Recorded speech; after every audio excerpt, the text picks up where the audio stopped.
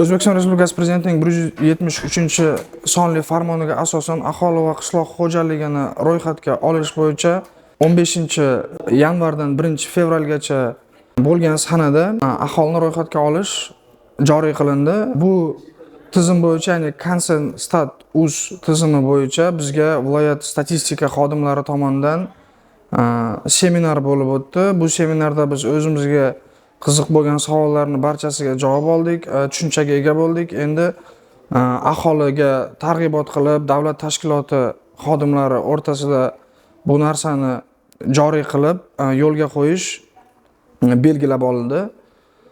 Bu tizimning qulaylik va afzalliklari aholining sonini, ijtimoiy qatlam, ish bilan ta'minlanganligi, turli xil ko'p yo'nalishlarga integratsiya qilinganini tushundik. Shu tizimni joriy qilish bo'yicha ishlarni boshlaymiz. Belgilangan vaqtda aholini va davlat tashkilot xodimlarini shu tizimga kirgizib, ro'yxatga o'tkazishda o'z hissamizni qo'shamiz.